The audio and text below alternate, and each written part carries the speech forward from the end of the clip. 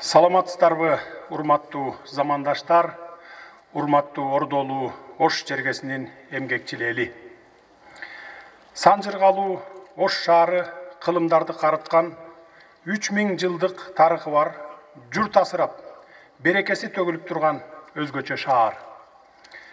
Береке байлыгына жараша кең пейил, меймандос, ынтымак рашкерликке ынак эли бар кутман жер. Күнөстүү Ош шаары Конституциябыздын 8-чи беренесине ылайык Бишкек шаары менен катар республикалык маанидеги шаар деп таанылган. Эл оозунда республикабыздын 2-чи түштүк борбору деп аталып келет. Бүгүнкү күндө Ош шаары социалдык, экономикалык жактан өнүккөн, маданий, илимий жана туристтик борборго айланып барат. Ушундай кутман жерге, ушундай кадырман, иштерман элге келүү мен үчүн чоң бакыт.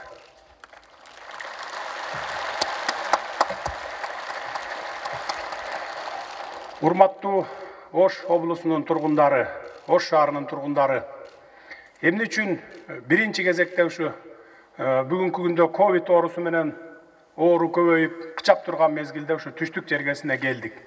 Анын себебин айта кетейин. Ковид оорусунан дагы коркунучтуу бизде эки маселе бар. Биринчиси улуттар аралык жаңжал чыгып кетпөсү керек. Экинчиси чек ара маселеси. Эки өлкөнүн ортосунда тынчтык болуу керек. Мына ушул акыркы окуяларда ушул учурдан пайдаланып, үчүнчү күчтөр дейбизби, же биздин эле ушу оппоненттер дейбизби, улуттар аралык жаңжал чыгарууга аракет жасады, дагы деле жасап жатат. Biz ошону сиздерге теледен айтпай, радиодон же гезит интернеттерден айтпай, сиздерге мына жүзмө жүз келип, суранып, улуттар аралык жаңжал чыгып кетпөсүн өтүнүп, сиздерден элден суранып кетели деп келдик. Ковидтен дагы бул өтө коркунучтуу. Бирок ошону сиздерге ушу сураналы деп келдик да. Өлкөдө ушу түштүк аймагыбызда тынчтык болгондо гана мекенибизде тынчтык болот. Муну баарыбыз 30 жылдан бери көрүп эле келе жатабыз. Анан эми кыскача акыркы окуяларга токтоло кетейин. 4 октябрдагы шайлоонун жыйынтыгын өзүңүздөр көрдүңүздөр. Кандай шайлоо өткөнүн аны сиздерге айтып отуруштун кажети жок. 5 октябрдан баштап ызы-чуу башталгандан кийин бардыгыңыздар ушу интернет булактарынан, телевизордон көрүп отурдуңуздар деп мен толук билемин. Кырдаал өтө курч болду. Эгерде 6 октябрдан баштап ошол башталган кырдаалды колго албастан биз деле, мен деле ошо командам менен барып туруп, бириң өлүп, бириң кал деп жатып ала турган болсом, уктап, андан мурун бир 3 сутка уктай эле келем. Жатып ала турган болсом, анда кырдаал башкача өрчүп кетет эле. Бүгүн анда сиздер менен биз ушинтип жолугушуп отурат белек, же башкача кырдаалда жашап турат белек, аны бир Кудай өзү билет. 6 октябрда эртең менен келген кезде жаалданган эл ойлору баягы жаштардын, жалаң жаштардын ойлору башкача экен. Сүйлөшүүлөрдү жүргүзүп атып, ал жерде бир эле топ, саясий топ болгон жок, 10 чакты саясий топ болду. Сүйлөшүүлөрдү жүргүзүп атып, бардыгын макул кылып, бир айнек сындырбастан, бирөөнү чекесине чертпестен депутаттар жөнүндө кеп болуп атат, министрлер жана премьер-министр, президенттер жөнүндө. Чекесине чертпестен туруп, тынчтык жолу менен бийликти алмаштыралы дегенге макул болушуп, бардык күчтөр макул болушуп, тынчтык жолу менен мына бийлик алмашылды. Эгерде тынчтык жолу менен алмашпаса, анда азыр деле мыйзамдуу талаага кирбей, 2005-теги, 2010 жылдагыдай болуп, жарым жылдап, бир жылдап мыйзам талаасынан чыгып кетип, башка өлкөлөр баягы кабылдабай, аны баягы признавать этпей, ушундай жүрө берет элек азыр. Бирок Кудайдын кудурети менен, мына элдин саясий жактан аң сезиминин өскөндүгү менен, маданияттуулугунун өскөндүгү менен, тынчтык жолу менен бийликти алмаштырдык. Элдин талабы президент кетсин, партиялык шайлоо жоюлсун деген талап болду. Президентти экс-президент бергенге дагы каршы болду. Бирок мен бардык ударды өзүмө алып, экс-президент деген наам берип указга кол койдум. Анткен себебим бизде 30 жылдан бери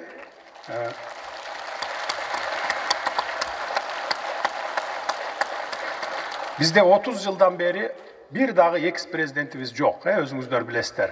Экөөнү кубалап ийгенбиз, бирөөнүн экисин алып туруп түрмөгө тыкканбыз.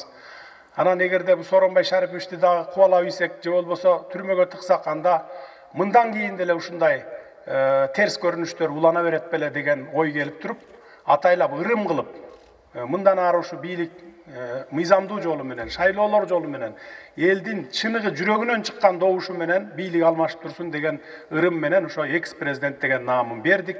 Мынакей бардык условиялары бар экс-президент пайда болду.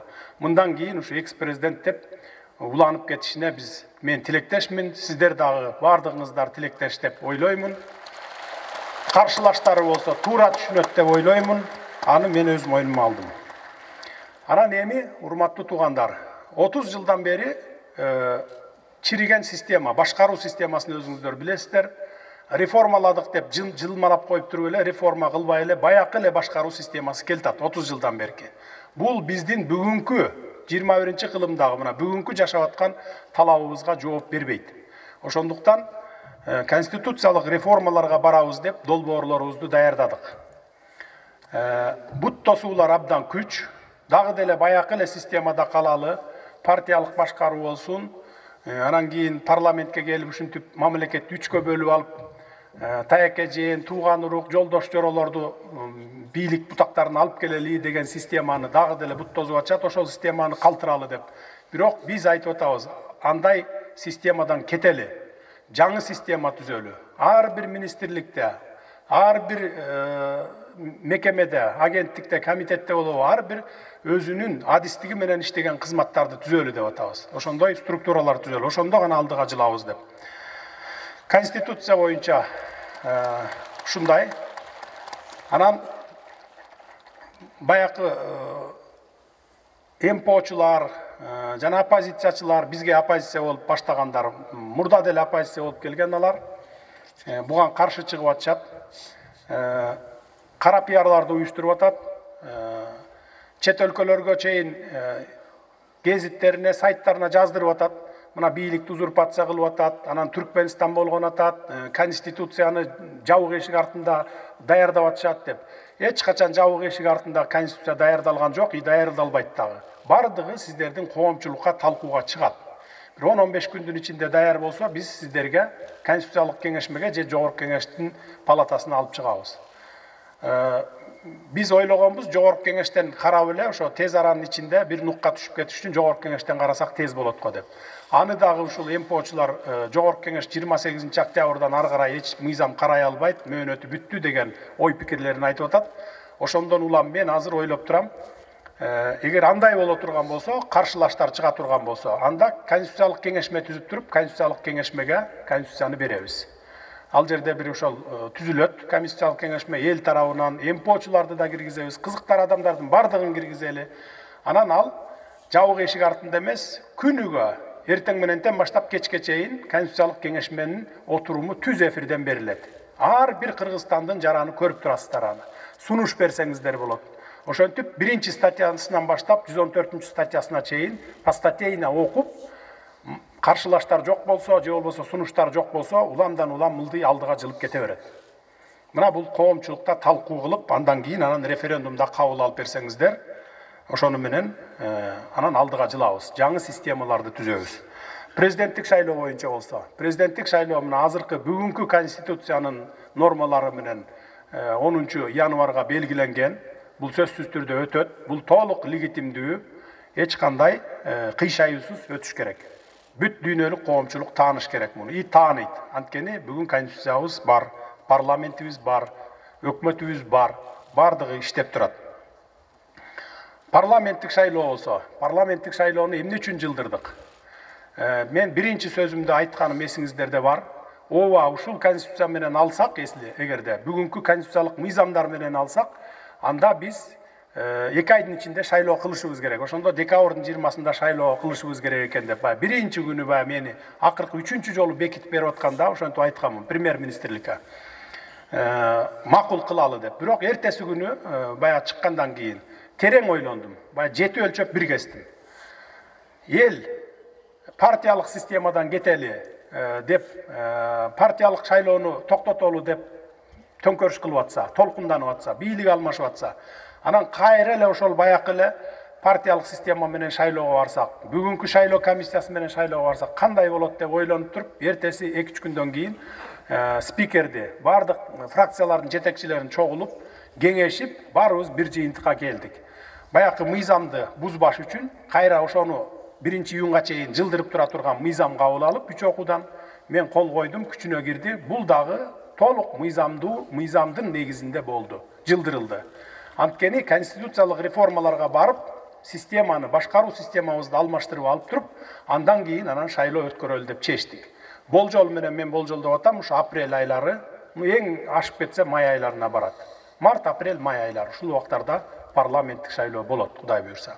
Анан шайлоолор мындан ары эч кандай административдик ресурс колдонулбайт, сатып алуу, сатуулар болбойт. Эгерде сатып алып аткан болсо добушун, булар мыйзам чегинде жооп берет. Мыйзамда так жазылып өткөн, азыр бүгүнкү күндө биздин действующий мыйзамыбыз бар. 2,5 жылга чейин соттолуп кетет. Сатып алган дагы, сатып аткан адам да кармалса. Ошондуктан бардык жерлердеги күч структураларынын кызматкерлерине биз команда беребиз. Шайлоодо ушул жагына өтө катуу карагыла деп, айыл өкмөттөргө да команда беребиз. Мындан ары элдин жүрөгү кайсы партияны каалайт, кайсы кандидатты президенттикке каалайт, только ушул жол менен гана өтөт.